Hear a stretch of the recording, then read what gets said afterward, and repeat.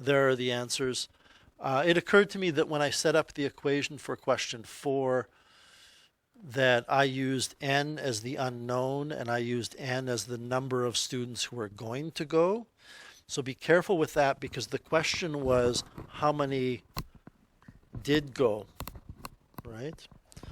So when I found n, I got 56, but you were told, I believe it was 8 that didn't go, so the correct answer to the question is actually 48.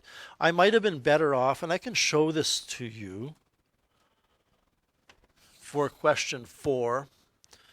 Instead of saying n equals the number that were originally going to go, since the question is how many did go, I could have put n equals the number that did go, and that would mean that this would have been over n. And this would have been over n plus 8, because there were 8 more that were going to go. I don't know. It's however you decide to set it up. You just have to watch what you've defined your variables to be. Anyway, if you were looking for specific answers to those 5 problems, those were the numbers that I got. And I didn't post the answer to number 1, I think, obviously, because we did number 1, right? We saw number 1 through to conclusion. So then I gave you a number of suggested problems from your textbook to practice.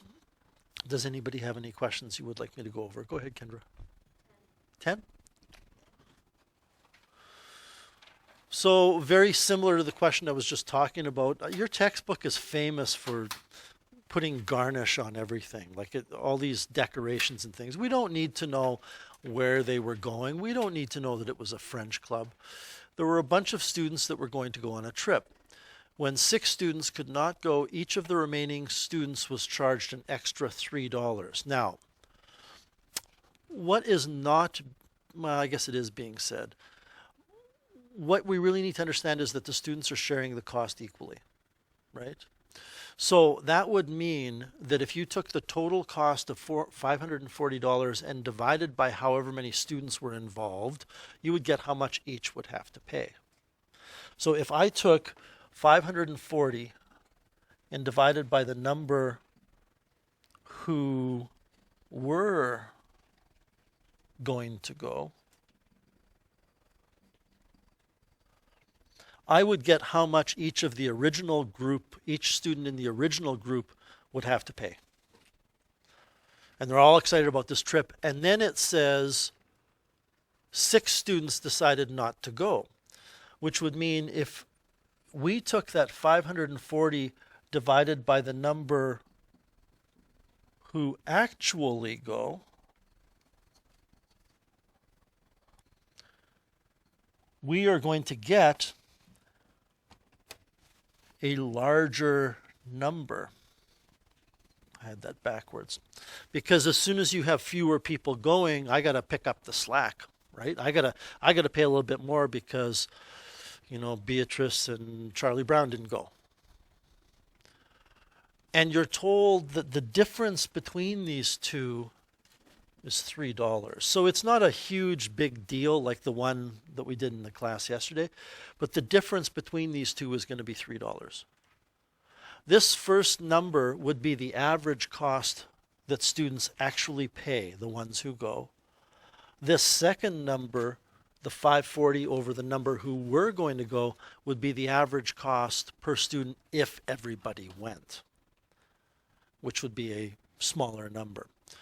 Now you just have to introduce a variable. So it says how many students went on the trip? Well, let's try it the way I suggested at the beginning. Let's use the number who actually go as being n. And that would mean that the number who were going to go, see, this to me requires a little more thought. I like putting n over here and then putting n minus 6 here. But if n students actually go, and was it 6 that pulled out? It was. If n students actually go and 6 were going to go but decided not to, then this is n plus 6, and this is equal to 3. Does that make sense? So now let's solve this. I'm going to have to multiply, and I'm going to be very lazy about this today. I feel a little lazy today. I'm going to do that. That's maybe not the best visual approach of what's going on, but I'm going to multiply the whole equation by n and n plus 6. When I multiply the n and the n plus 6, I mean, I have to do this, right? I have to multiply. I have to multiply. I have to multiply. So when I multiply the n and the n plus 6 by the 540 over n, the n cancels with the n, and I'm left with 540 times n plus 6. When I multiply that n and the n plus 6 by 540 over the n plus 6, the n plus 6's cancel. Can you see why, as a teacher, I find being lazy is maybe not the thing I really should be doing for students? It's hard to see what's canceling because you only have the one lowest common denominator written in one place. Okay. So, you know, I wouldn't recommend doing it this way. If I could go back in time 2 minutes, I wouldn't have. When I multiply the 3 by the n and the n plus 6, nothing cancels, so I'm left with 3n, n plus 6. The nice thing about this, and I'll check my work in a second, the nice thing about this, Kendra and everybody, is I know that n is a whole number, right? N is a number of students. So I know that I will be able to factor it. I will not have to use the quadratic formula. Expanding this out,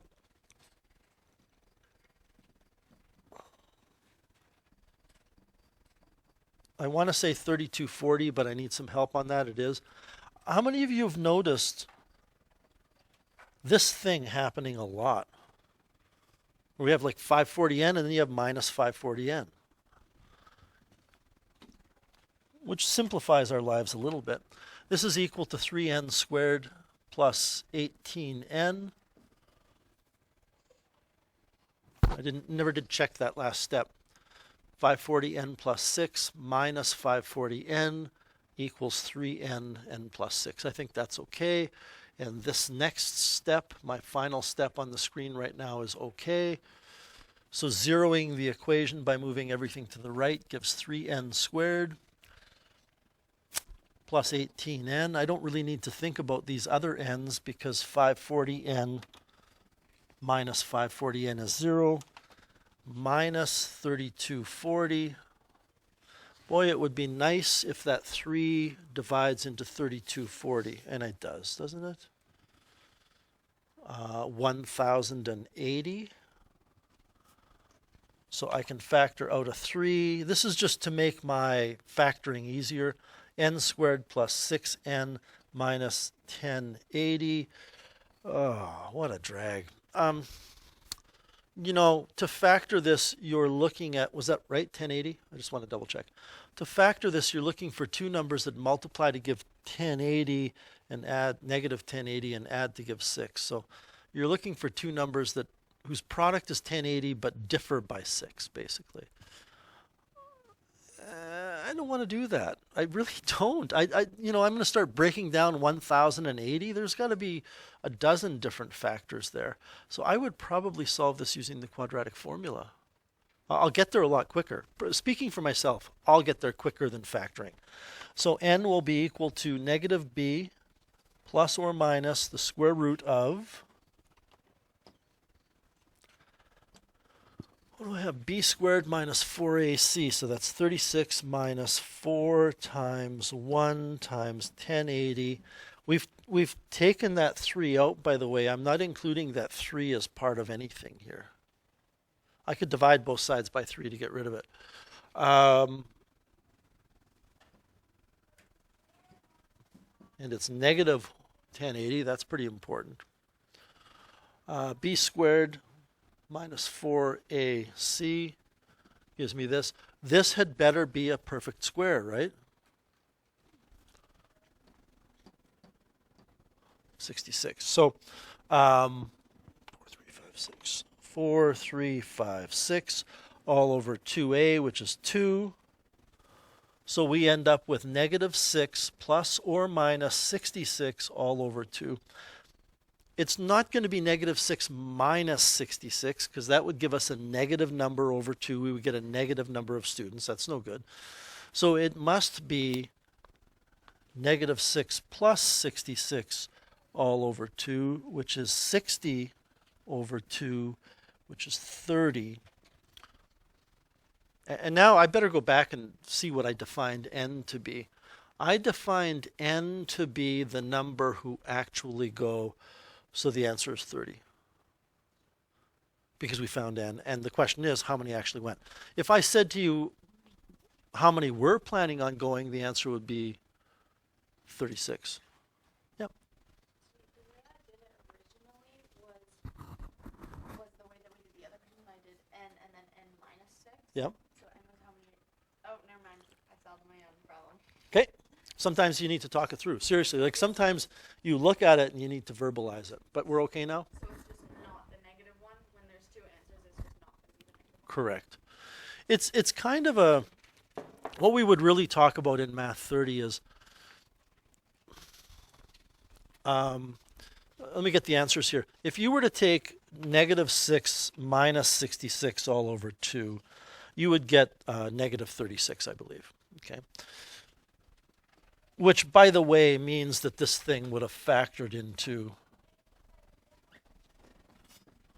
this if we would have thought about it enough. Okay. What we would say in Math 30 is that this number is not in the domain. And as soon as we say domain, students conjure up in their heads graphs and stuff. But n has a specific meaning. N has a domain here, that n must be an element of whole numbers. Right? It can't be decimals, they can't be negative. I mean, if you really want to get down to it, you could even say that n must be greater than or equal to 6 because 6 people decide not to go, and it's implied that some people still go. But I actually don't want to address that because that's not true because of where we put n. Yep. Is it a coincidence that the answers were 36 and 30? I don't believe so. You think, because 36 would be the original number. Yeah. And 6 left. I don't believe so. I think if you switched your n's and put n under the second 540 and n minus 6 under the first, I think these two numbers at the bottom would be opposite. You would have negative 30 and positive 36. But is it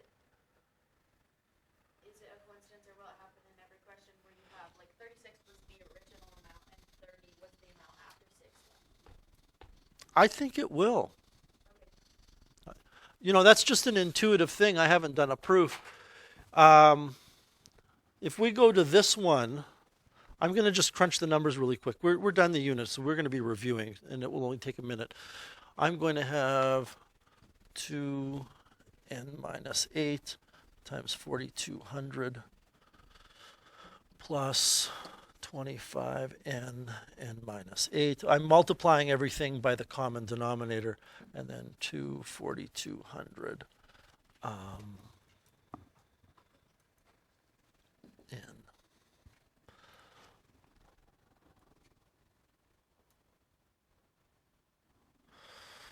Oh man, such big numbers.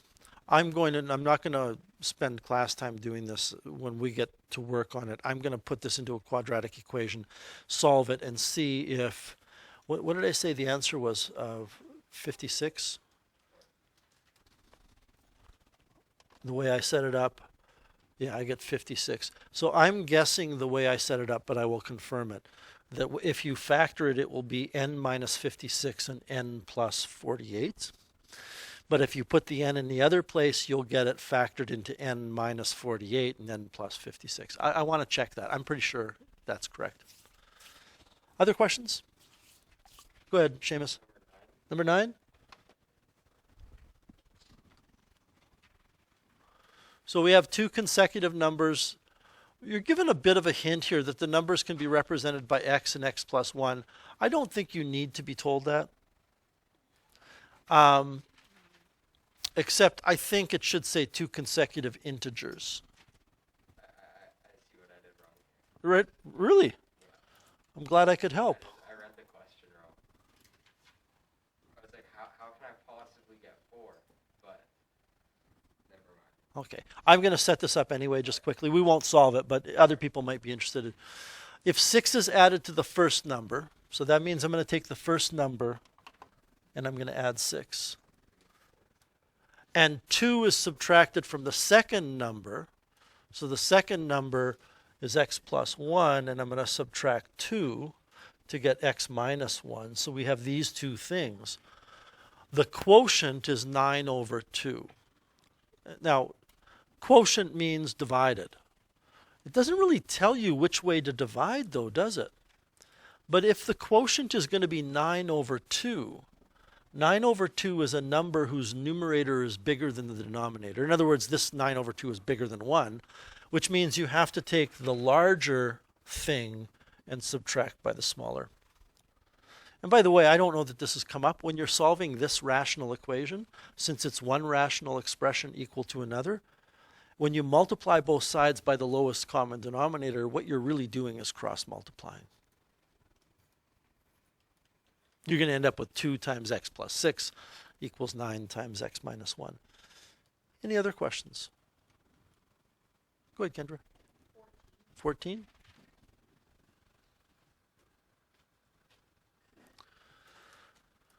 So, kayakers are paddling 18 kilometers downstream. And then we've got to be careful here. And then they're going 8 kilometers upstream. I don't know why. They passed something and then they stopped and had lunch and they decided to go back to that thing they saw. So what do we have? We have this distance. They've got the word rate here. I like the word speed and time. This is the general template. We've got downstream and upstream. Ultimately, this is the question, right? So what I'm telling you is if I gave you this as a written response, I would not have A, B, C. I would have, here's the question. How fast can they travel in still water? Now, this is actually, when I think of it, this is different than the one we did. Obviously, it's a different question. The one we did, you knew how fast they could paddle in still water, and you were trying to find the rate of flow of the river. Here, you know the rate of flow of the river, and you're trying to find out how fast they could kayak without the water moving. So the distance downstream is 18 kilometers, and the distance upstream is 8. We are fine using kilometers per hour, and hours. We don't need to convert anything here, as long as we use those units. Now, I guess what you want to do here is use a variable. I'm going to stick with the time-tested x as being equal to their paddle rate in still water.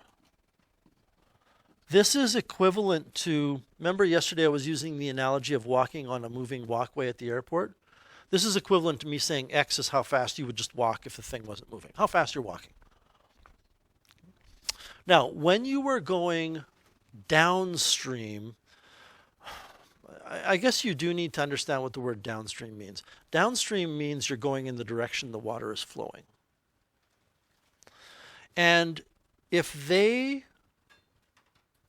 are paddling at X kilometers per hour and the river is flowing at 3 kilometers per hour, then when they are going downstream, the river helps them out. It will be X plus 3. This is harder to imagine than the walkway, but a quick physics lesson here. If I'm in a canoe and I'm able to paddle, I'm going to use a number, 7 kilometers per hour. What that actually means is I'm able to push the water backwards at a rate of 7 kilometers every hour. So every hour that goes by, I put 7 kilometers of water behind me. So I'm moving on the water 7 kilometers per hour in a particular direction. But if the whole water is moving while I'm doing that, I'm also moving another 3 kilometers per hour. And I think you get that. On the other hand, when I go downstream, hopefully my rate of paddling is more than 3. Okay? Because if my rate of paddling is less than 3 and I'm going upstream, I'm going against the current. If I can only paddle at 2 kilometers per hour, but the water is going backwards at 3, I'll be doing this, and you'll be watching me from the shore, and I'll be moving backwards. Okay? So it's got to be more than 3. Otherwise, you wouldn't travel in that direction. The time is always, and they're giving you a hint here, the time is the distance divided by the speed, which means the time it takes to go downstream will be 18 divided by x plus 3. I don't like writing fractions that way, but I don't have a lot of room.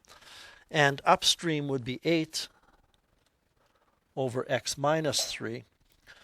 And remember from yesterday that these two columns you fill in are primarily filled in so that you could fill in the third column. It's the third column that leads you to the equation. So what is the equation going to be? Give me a second to group this and tuck it out of the way.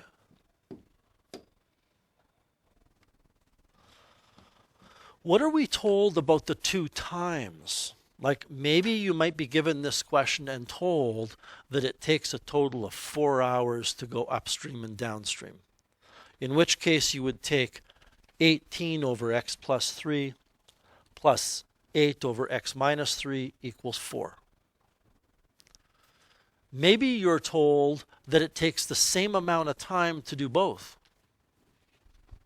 And I believe that's what we're told, isn't it? And what that means is that the time downstream and the time upstream are equal. Whoops. That should be an 8. And that's the equation. Now, and I'm going to solve this in a second, but I would say the ultimate question, the one that I would really want to know on an exam if you could solve, would be one where I told you that it takes them a half hour longer to do one than the other. So not only will you have different distances, but it won't be that these times are equal. You have to subtract the times to equal that difference, or take the smaller time and add the extra time to get the bigger time, or take the bigger and subtract the time difference to get the smaller. Anyway, does this setup make sense to you, Kendra? Yeah, that's all. Okay, so you're good from there? And by the way, again, I don't think, I'm going to do one more step, but I don't think this is really a difficult problem. When I multiply both sides by x minus 3, x plus 3, I'm going to get 18 times x minus 3 equals 8 times x plus 3. That's not even going to be, everybody, a quadratic equation. It's going to be linear. So you'll expand that out, move your x's to one side, move your numbers to the other, and divide by the coefficient of your variable. Other questions?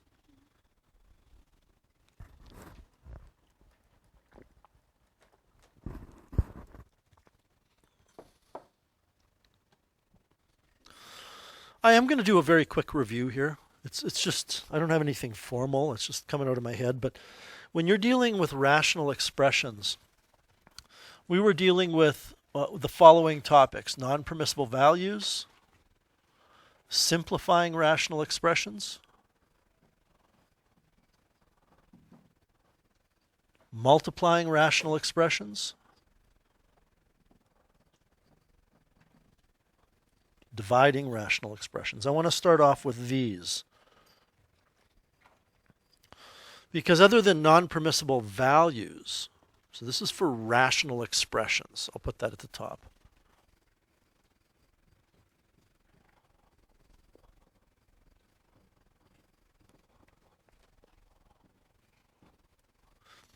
Because other than non-permissible values, which I put first because that's the very first thing we talked about, simplifying a rational expression, or multiplying two rational expressions, or dividing two rational expressions all amount to the same thing: factor and cancel, right? The difference is when you're dividing, when you have a rational expression a over b divided by c over d, you change that into a over b multiplied by c over d, which means you're multiplying rational expressions. And all I'm going to say for the review is 3 words for all of these 3 major topics: factor and cancel. That's what you do, right? For all of these.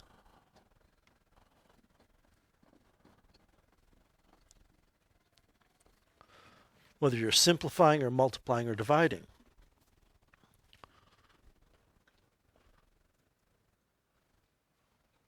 But I'm not going to write this out. I hope it's clear that when you're dividing, you turn it into a multiplication statement, then you factor and cancel. Right? You're not factoring and canceling here where the division sign is. The NPVs, I think, are also pretty straightforward. Any division by 0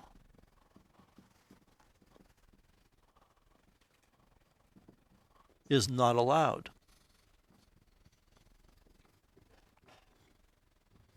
So, I can make things up here. You have a rational expression n over d. You have a product of rational expressions r over s times p over q. You have a division of rational expressions a over b divided by c over d. So, which parts of those things do you look at? This should say any. Which parts of all of those examples do you look at? Let me get my act together here. To find out where division by 0 would occur. Well, you would look here. You would look here. You would look here. You would look here. Here's where you're dividing by something. You would look here. But you would also look here because you're dividing by c over d. So if c is 0, then you're dividing by 0. And that's why I've told you, you look for the non-permissible values at any denominators in the original question, and you also use any numerator of a fraction you're dividing by.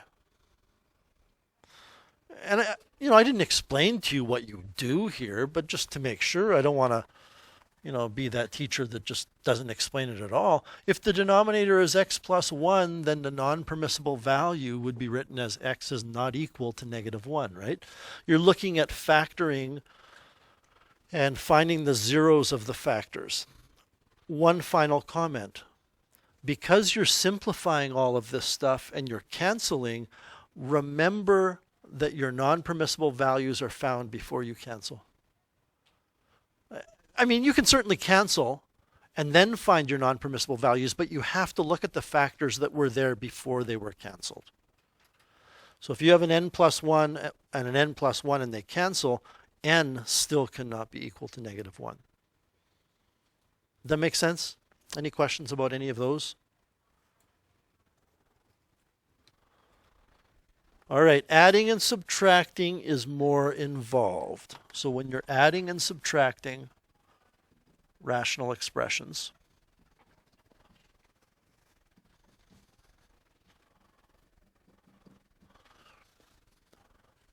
you convert every fraction to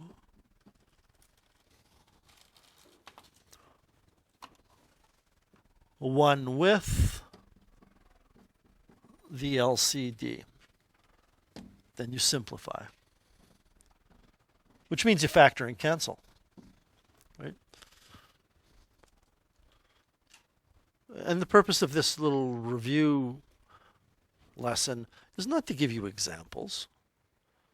What I'm saying is if you have something over 8 plus something over 5, you need to rewrite them as both something over 40 so they can be added together. Which means you have to convert every fraction to ones.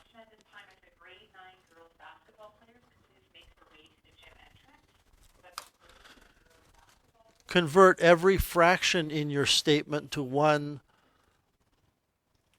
I guess it was 1, just to 1. I'm not that well versed in English. Convert every fraction to 1 with the LCD and simplify. Contrast that with solving a rational equation.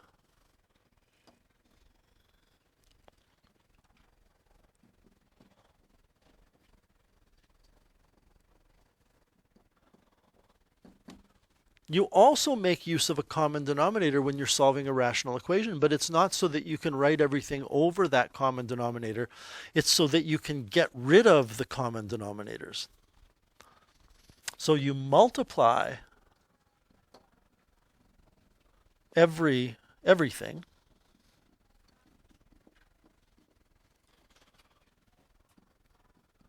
by the LCD to eliminate all denominators.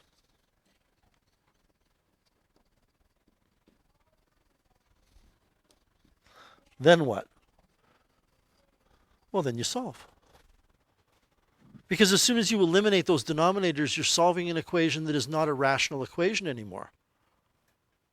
You're solving an equation that might be like the canoe problem. It might be a linear equation, if I can just go back and show that to you. We ended up at this stage right here with this canoe problem. That's a linear equation. It's a grade 9 equation, maybe even grade 8.